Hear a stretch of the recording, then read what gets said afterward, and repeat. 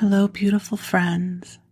I am Laurel Bleadon-Maffei with Illuminating Souls, welcoming you to this episode of Sleepy Bedtime Blessings, a podcast designed to help you rest, relax, and fall asleep, all while you deepen in your connection with your beloved team of angels who love you so.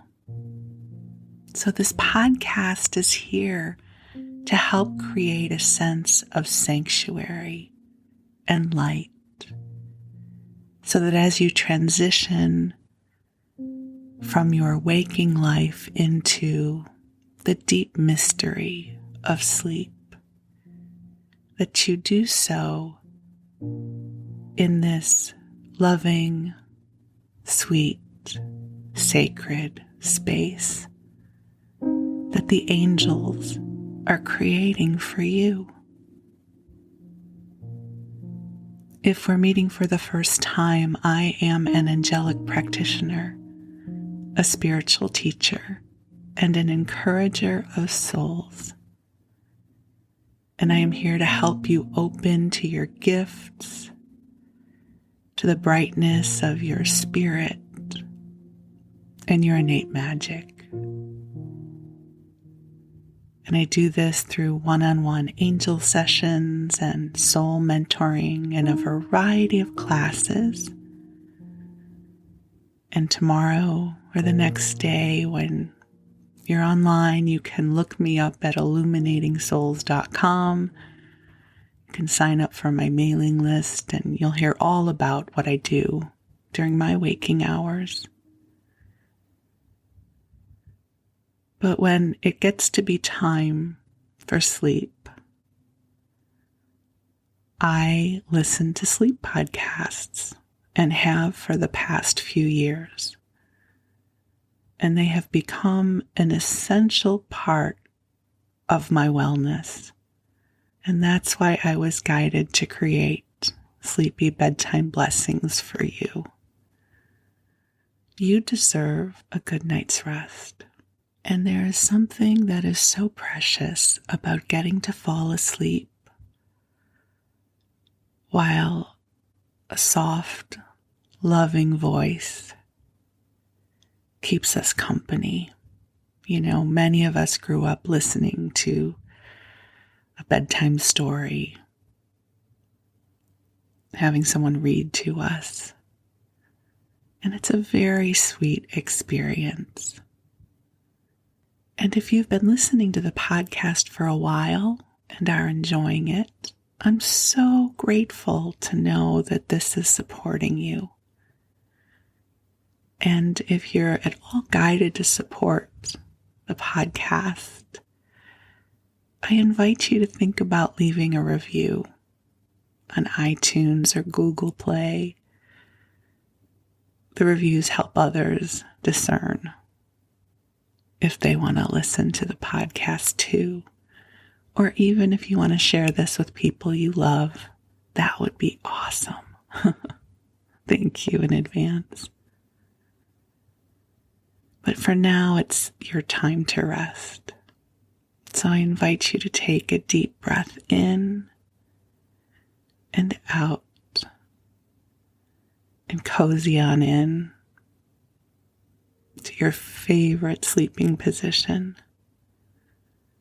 fluffing the pillows just so. I say pillows plural because I sleep with a lot of pillows. I am a girl who loves comfort.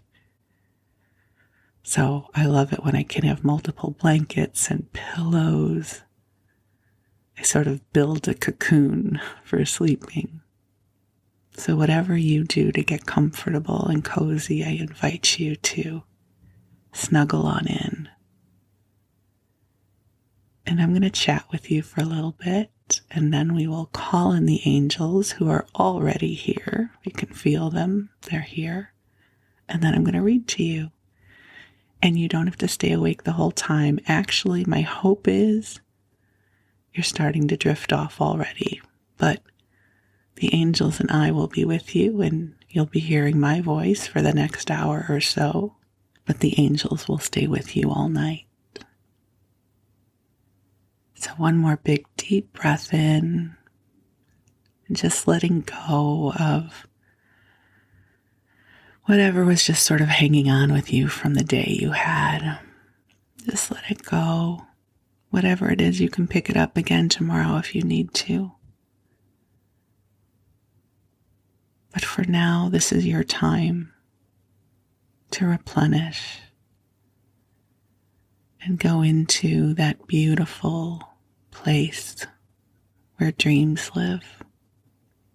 That beautiful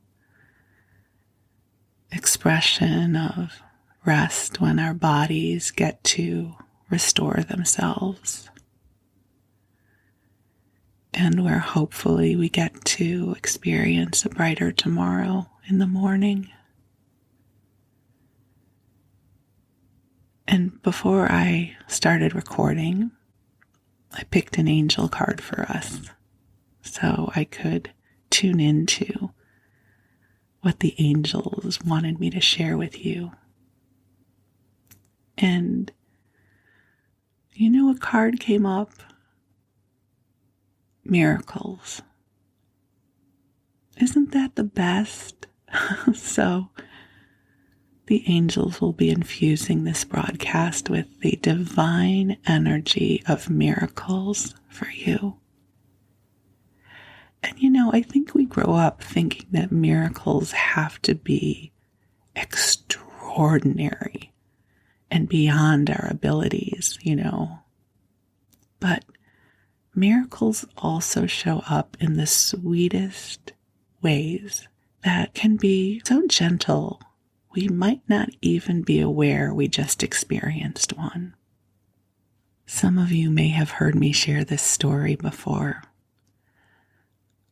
Several years ago, I was flying back from Chicago to Northern California, where I live, and I was on Southwest Airlines. The only reason I mention that is because it's open seating and you never quite know where you're going to sit. And so I sat down first, and an older Indian gentleman sat next to me. And I'm not a really good seatmate when I fly. I don't want anyone to talk to me. I want to go into my bubble. I want to be left alone. I want to read. And I'm not terribly social when I travel. So I went into my bubble and I was reading. And at some point I had to go up to use the restroom. And as I came back, this gentleman used it as an opportunity to start talking to me. And I almost kind of did an inner eye roll. It wasn't anything he could see. I just inside, I was like, oh no. See, I'm not always a nice person. And he wound up being an extraordinarily amazing, sweet man. And this is where the miracle comes in. So as I sit down, he hands me his Time magazine. And he points to an article. And he says, I think you'll be interested in reading this. And the article was about how different packaged goods companies were starting to print affirmations on their products. So this would have probably been around, 2007 or 2008. And there was a company called, Aqua Mantra, I think, and they printed affirmations on their bottles of water. And there was a chocolate company that was printing affirmations on their wrappers. And this was the article he handed to me. And I looked at him and I said, do you know what I do? And he said, no. And I told him. And he said, oh. And so we started talking. He introduced himself as Mr. G. his last name was a very long last name. He said that nobody could pronounce, so everyone called him Mr. G. And his parents helped found the Theosophical Society back in the early 1900s in India.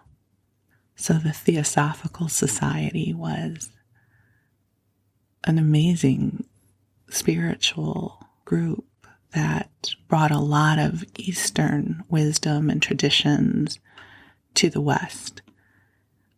You may have heard of Madame Blavatsky and others. They talked a lot about metaphysics and mediumship and auras and extraordinary materials. So if you haven't ever researched the Theosophical Society, you'll be amazed at what you find. So he grew up with all of these concepts swirling about, and his parents would hold the meetings in their living room, and different teachers and thought leaders would come and speak and teach.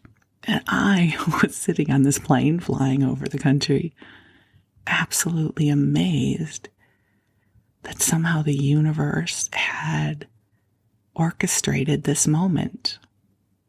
And he really was amazing. I wonder if you can even feel his energy as I share about him. One of the most authentically joyful people I've ever met. And at one point he said to me, people ask me, Mr. G, do you believe in miracles? And he laughed and he says, no, I depend upon them. Can you feel that energy? No, I depend upon them. And I've carried that with me ever since. Now, a part of me would almost wonder if that was true. Like it was such a cool experience. I wondered if it had even really happened. But we had exchanged phone numbers.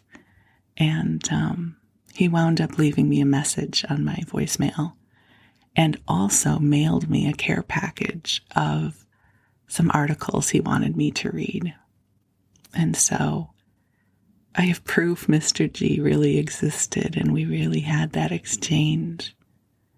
So whenever miracles come up as an invitation from the angels, I always think of Mr. G and that exquisite moment where somehow he knew he needed to open up and invite me into a conversation with him. Isn't that amazing? So, as you drift off, I'm affirming the angels are infusing your path with miracles. You don't have to give them the marching orders. God knows. God knows in the infinite heart of God how best to support you. And your job is to open and receive and allow it to be so. So take a breath in and release. And now I'm going to call in the angels, but I have to say they are already here. And I'll tell you how I know. So, if you've ever taken a class with me, especially recently, you'll know that I run really hot and cold physically. I'm either freezing or I'm burning up. The joys of being postmenopausal. If that's TMI, I'm sorry. But what happens is when the angels come in and I start to channel, I get so hot. And right now I'm underneath the blanket fort and I'm so hot. It's so hot in here right now. And that tells me the angels are here, my friends. Oh, my friends, they are so filled with love for you right now. Just let it come in, okay? Just know and trust that the angels are here. And so, beautiful angels on high, we know you are here, and we ask that you join us in ways that feel tangible and filled with light and joy. And we're so grateful for this opportunity to be reminded of the miracles that are here with us now. And here is what the angels would like you to know. They are saying that they are here for you forever, always. Since before you drew your first breath, your angels have been with you. They see you, they know you, and they love you. They love you beyond time and space. They love you exponentially in ways that it's hard to comprehend from our human experience. They see the wholeness of you. You know, sometimes as humans, we see ourselves through our personality self, which is just a small fragment of who we are. They see the magnificence of you. So, beautiful angels, we ask that you clear our energy fields through the heart of God, assisting us in becoming even more ourselves than ever before. Please help to energize our authentic self, the one that remembers our magic and our abilities. And angels, we open our hearts to the miracles that are here for us. Please help us to open our ability to receive as we open to deeper states of grace and the awareness that God is working on our behalf. So take some deep breaths in and out and allow yourself to receive. So, beautiful angels, we are so deeply grateful for this moment. We are so grateful for the opportunity to shower prayers and blessings on behalf of all who are listening to this message. Please allow them to see the true beauty of their hearts. Please help to clear from them anything that they no longer need to carry in service to their highest and best good. Please bring forward the deepest levels of healing and light so that we can blossom open into the next adventures that life brings our way. Please help to bring us sparks of inspiration, allowing our creative spirit to open up, allowing our magic to come online, bringing to us wonderful experiences of support and friendship and companionship and intimacy, so that we walk through this world knowing that we are loved and cherished. Because, dear one, you are precious in this world. And there is so much about you to love, truly. So take another deep breath in and out, and allow your body to relax all the way down to the tips of your toes, just allowing your calf muscles to relax and letting that relaxing energy move up towards your thighs, up to your lower back, your torso and your shoulders, coming up to your chest, your neck, all the way up to your head, just allowing your brow to smooth out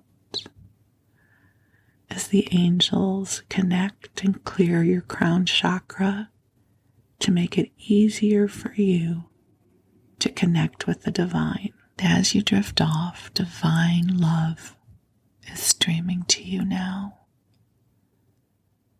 It is here to nurture you and to bring healing light. So while you rest, I'm going to tell you a story. So tonight, we're going to do a blended approach to the bedtime story. I'm going to be reading to you from a book I found that is called Marshall Field and Company, A Life Story of Great Concern, that was published by the Dry Goods Economist back in 1922.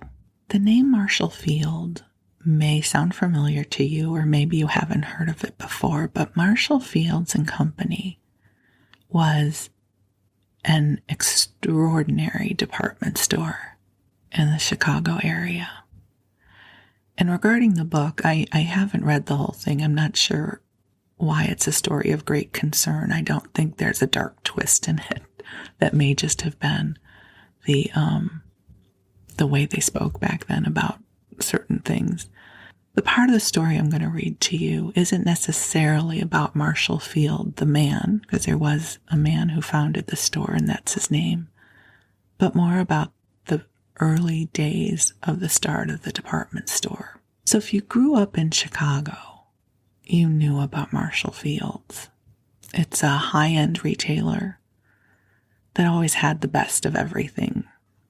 And their flagship store was in downtown Chicago on State Street.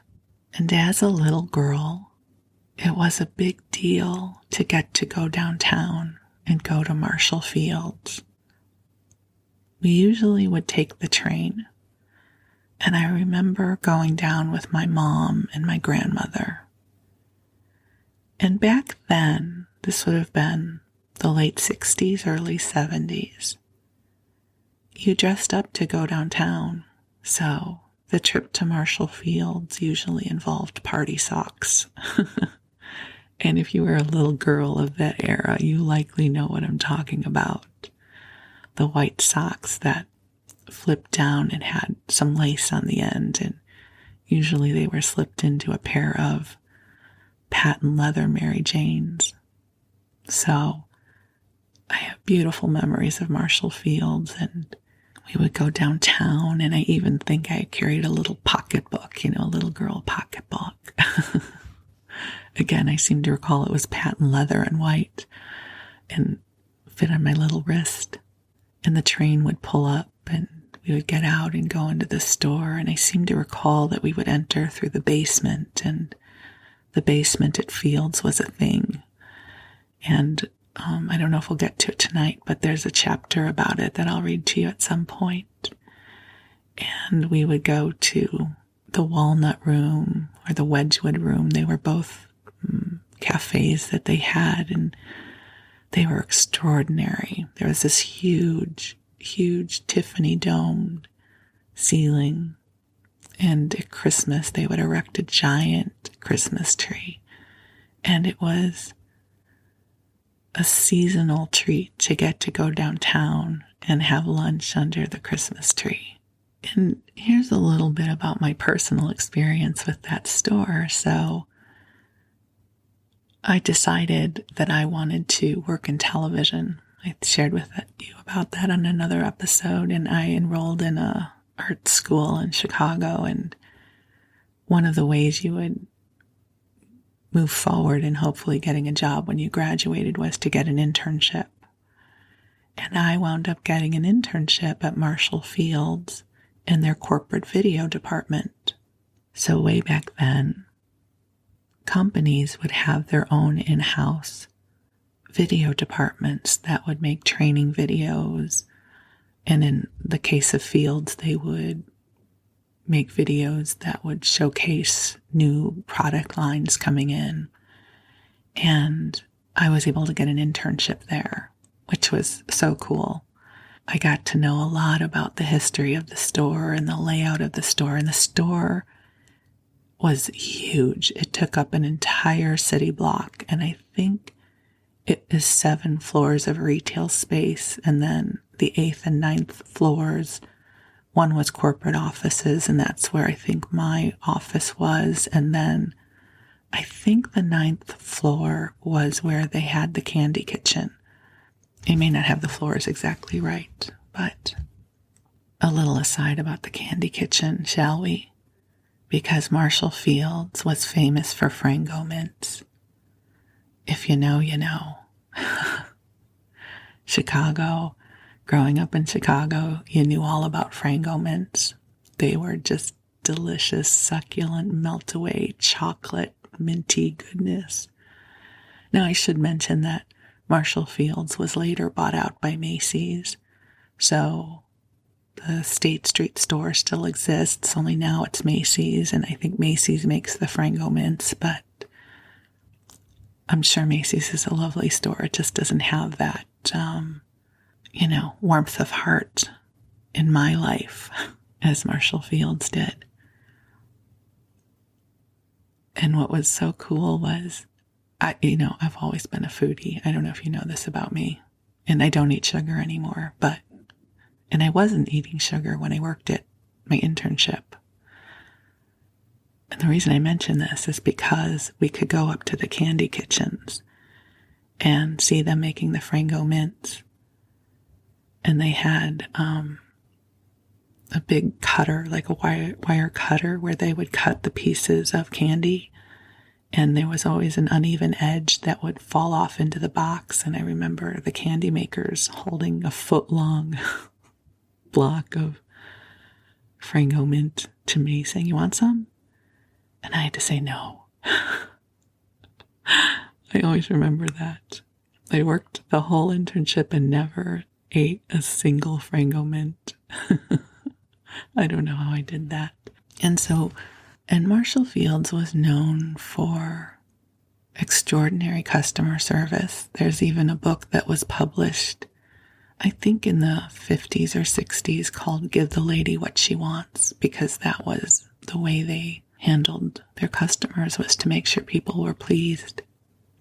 And to really set the stage for the part of their history we're going to explore, you have to remember what it would have been like in the late 1800s and early 1900s. Most times people would shop at a local store, a dry goods store. People were making their own clothes. People didn't have an opportunity to travel as much as we do now. If you were wealthy, maybe you would go to Paris to get clothes for the season, have them shipped back.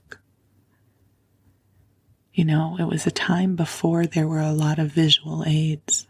If you look at any of the Sears catalogs from the early 1900s, they are artist renderings of clothing. So to be able to go into a grand department store and see merchandise displayed in ways that were really compelling was an experience that was really just coming here to the U.S. There were several grand department stores of that era scattered across the country, and Marshall Fields was the one we had in Chicago. So we're going to pick up the story. Marshall Field will actually have already passed away by the time we start reading, because the story I want to share with you is not so much about Marshall Field, the man, although his life is interesting, but the birth of the Marshall Field store we came to know and love. And again, if you're from Chicago, you'll probably know about the Field Museum, which was endowed by Marshall Field. If you're not from the Chicago area, it's the Field Museum of Natural History It may have a different name now. An extraordinary museum. And I believe the building was left over from the World's Fair. It's a magnificent building. And, as a kid on field trips and things, you'd go in and you'd see the dinosaur skeletons and things like that.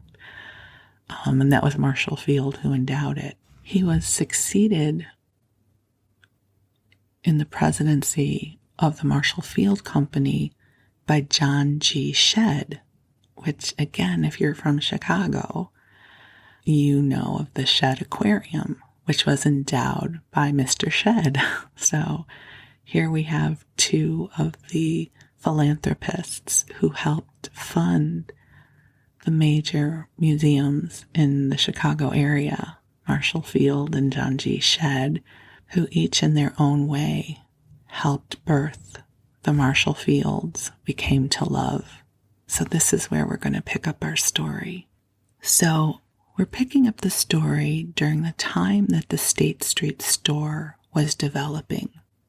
So this is probably the early 1900s. It starts. Swift elevators had replaced the too slow cars of earlier years, and with the increase of floor space, the number of elevators had been increased proportionately. The display window space had been greatly augmented by the new building on State Street, as well as by the annex known as South Wabash. In 1893, tea rooms had been installed. These had a floor area of 82,000 square feet, and daily some 2,500 guests were served.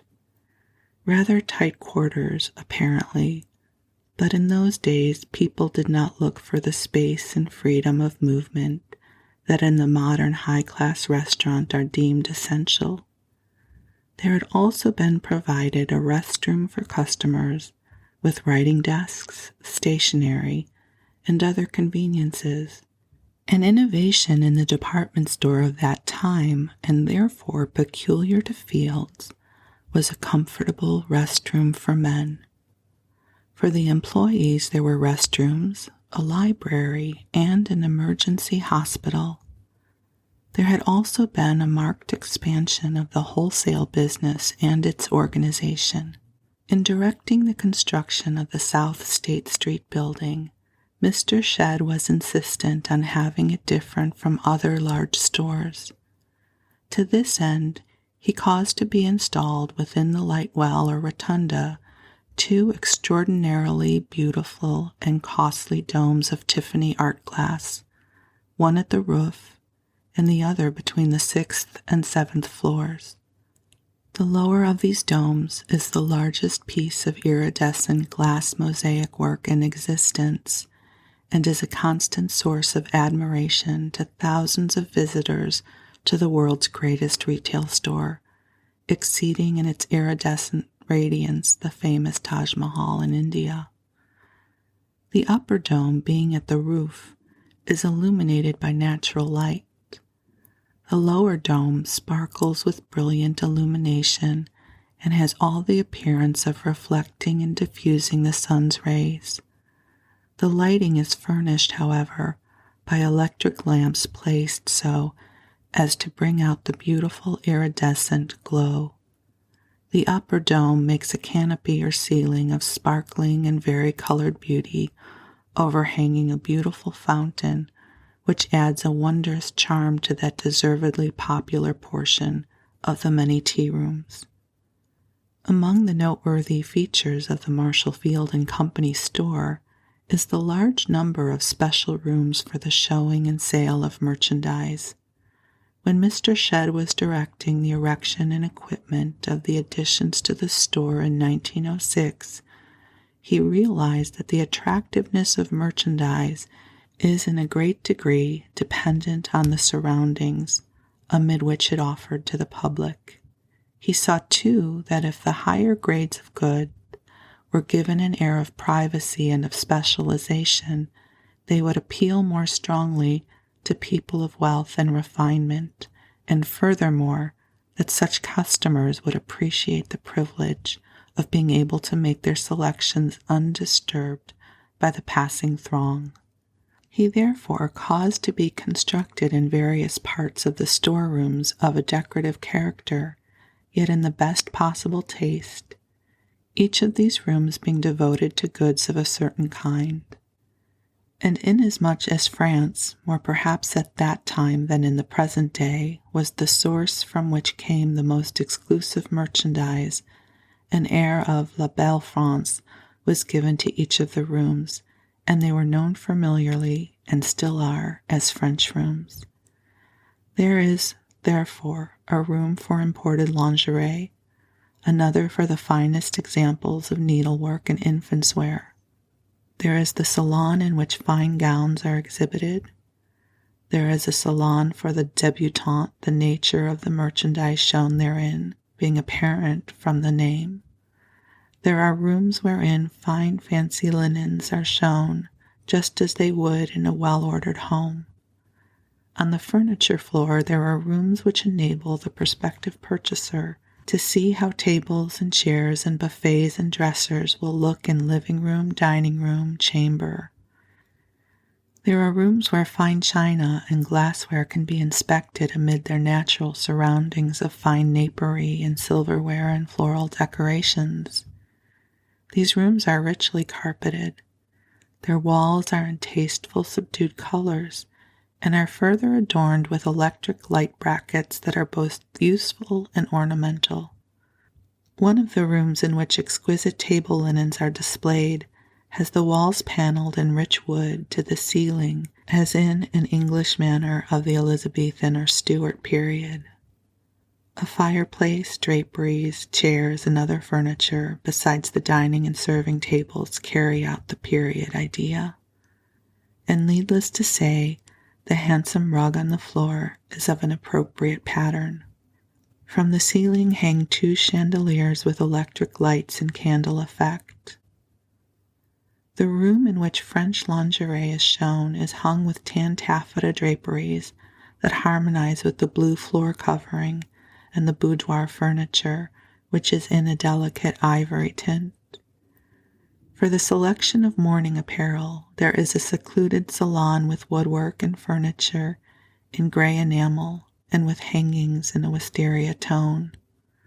The diversity of the sources from which Marshall Field and Company draw their supplies of merchandise is indicated in a room wherein are represented Japan, China, India, and Korea.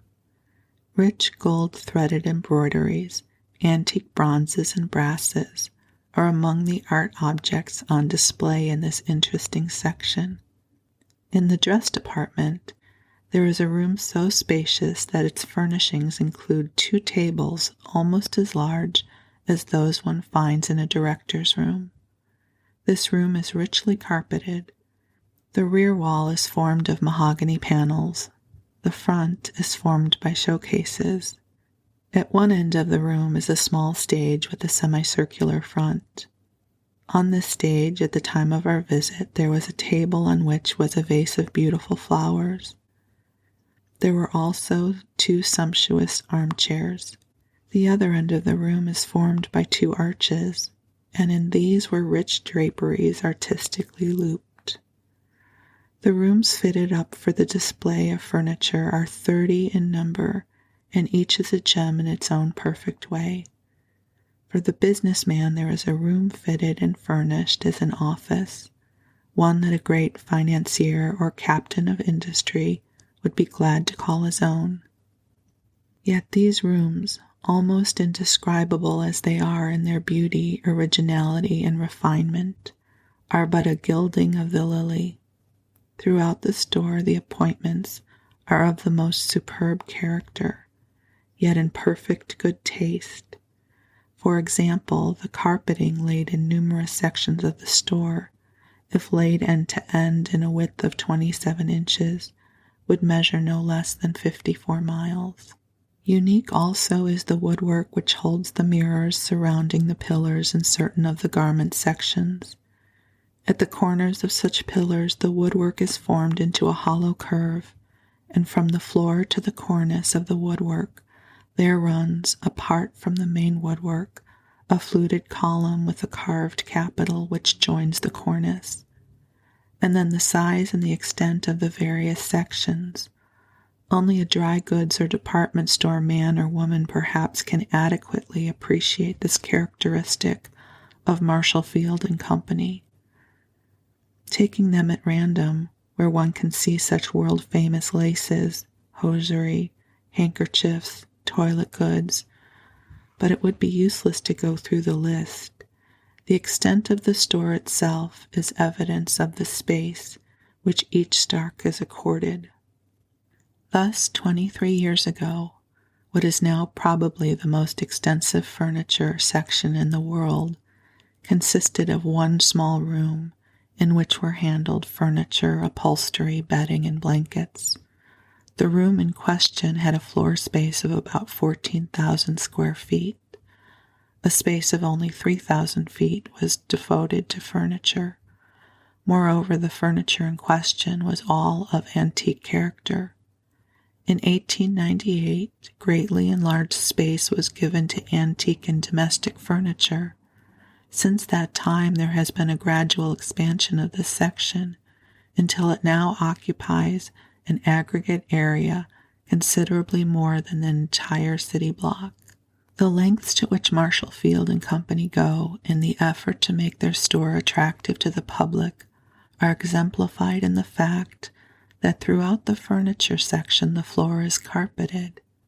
This is true indeed of almost all the selling sections throughout the firm's retail store.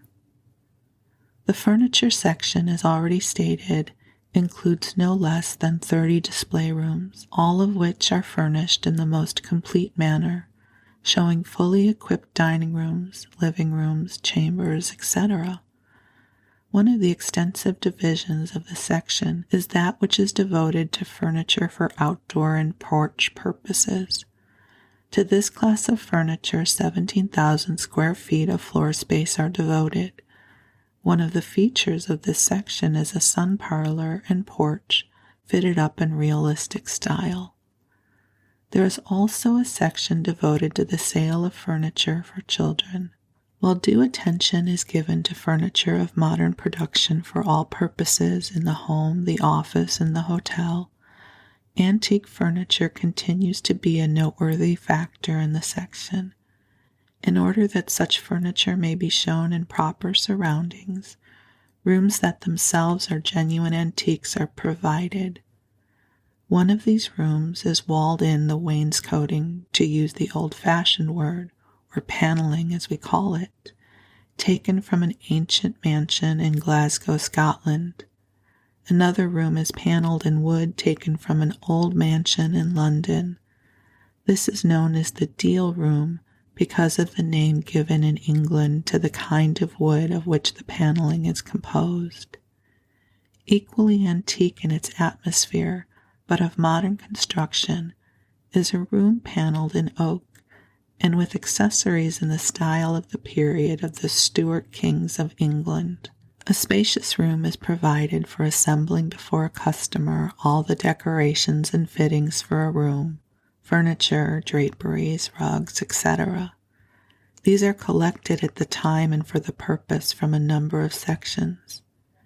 In another room, representatives of the home decorating branch of the section suggest to prospective customers plans and ideas. The results of these conversations are submitted to the interested customer in the form of watercolor drawings or pen and ink sketches. These designs are produced by artists who work in another room close at hand.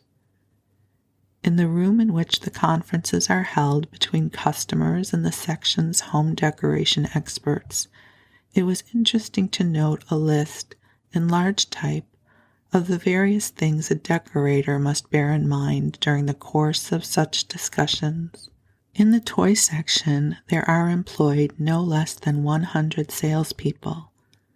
Especially are toys an advertised feature just prior to the 4th of July on the ground that thoughtful and progressive parents prefer to give their children toys at that time rather than fireworks. Easter, also being a gift season, is recognized as an especially favorable time for the selling of toys. And now we're going to go on to another chapter called The Store for Men. Another step forward. The buildings covering the block bound by State, Washington, and Randolph Streets and Wabash Avenue, extensive and lofty though they are, form but a part of the Marshall Field and Company retail establishment. In the spring of 1914, the important step was taken of separating the menswear business from the rest of the store. For this purpose, Marshall Field and Company had just completed a 21-story building with basement and sub-basement immediately across Washington Street on the corner of Wabash Avenue. Here, as in the main store, the floor is laid in marble tiles. The floor cases and the bases of all fixtures are of a dark green marble, beautifully streaked with gray. The completeness of the provision made for supplying men's needs is indicated by the fact that in addition to the usual lines of furnishings, hats, gloves, and the like, there is a spacious section carrying fancy leather goods of all kinds, and another handling all sorts of jewelry for the use of men.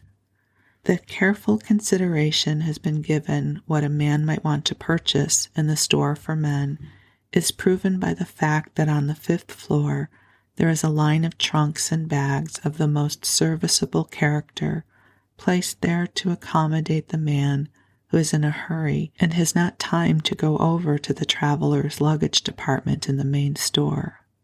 On the 2nd or mezzanine floor is a most extensive line of footwear of all kinds, together with underwear and a custom tailoring department. The 3rd floor carries the regular lines of clothing, while on the 4th are special or seasonable lines, summer clothes, at the proper period, and overcoats in the fall and winter, together with all kinds of sportswear. The 5th floor supplies men's needs in connection with sports. The range of auto supplies is complete, from a monkey wrench to a camp trailer. For fishing, golf, and other sports, the man's needs are equally well taken care of. The 6th floor houses the men's grill, a delightful club-like restaurant where at noon every weekday may be found business and professional men of wide acquaintance and reputation not only in Chicago but in other centers. The visitor, therefore, is quite likely in lunching there to meet accidentally a man from his hometown, and naturally is impressed with the appeal which the field store has for men all over this country. The grill with its kitchen occupies the entire floor and is lighted by windows on 2 sides by a semi-indirect electrical system, and also from a dome of softly colored glass. The floor is tiled in marble. The square pillars are enclosed in a considerable height in dark mahogany, and the walls are similarly paneled. The menus and services are of the best, and the chairs are of the cozy arm variety, which invite one to enjoy an after-luncheon cigar, prolong a chat, or devote one's attention to a business conference.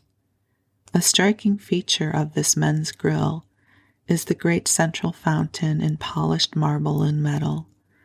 The water falls in a shower around the edges of a bowl, from the center of which rises a low pillar surmounted by a polished sphere. The water falls into a second and larger basin, and then into a still larger receptacle, which is circular in form and rises 18 inches or more from the floor. The store for men is connected with the main store by a tunnel under Washington Street, and having viewed the conveniences supplied for the men, let us proceed into the main store. Take one of the numerous elevators, there are 92 of them in the retail premises, and visit the tea and grill rooms, where women and men also may have their hunger and thirst appeased. These are located on the 7th floor and occupy a space of 100,000 square feet. Not only luncheon, but afternoon tea is also served. As many as 3,900 persons may be served at one time, and in addition to the usual forms of luncheon, one may order in advance a table meal for a large party. These specially ordered luncheons may be served in booths or in private dining rooms.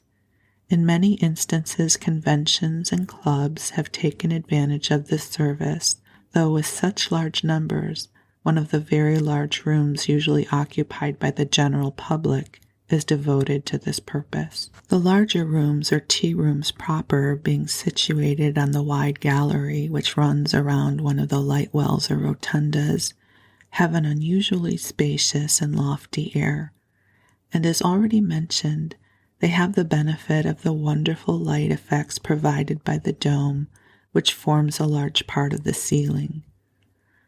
One of the most attractive rooms, perhaps, is what is known as the Walnut Room or the South Grill Room. A large pool or basin in the center, surrounded by palm ferns and other plants, with a tall palm in the center, gives a peculiar charm to this beautiful room. Then there is the Narcissus Fountain Room.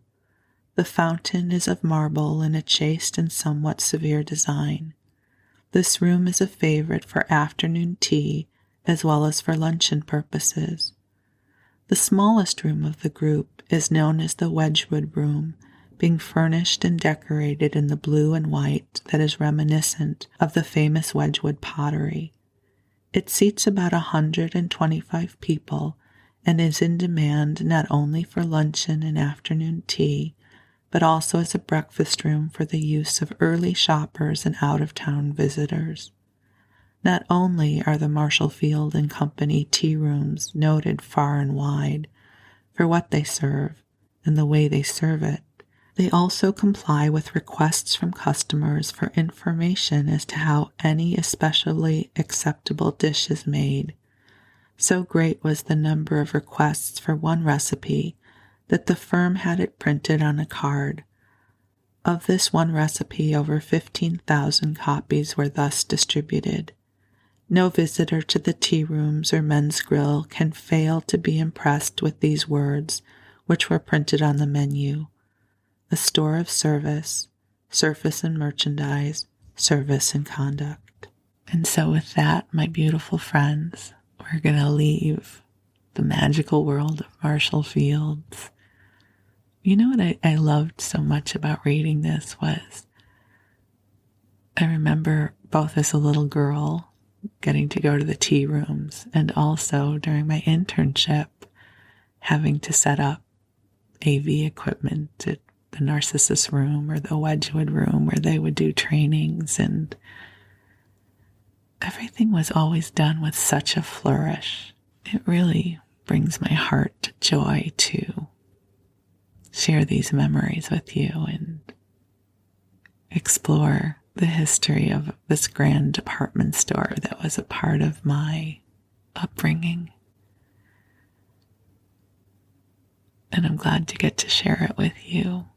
Maybe as you drift off to sleep, you will have an opportunity to go into your own Wayback Machine and find some of your earlier life miracles and experiences coming forward to warm your heart to.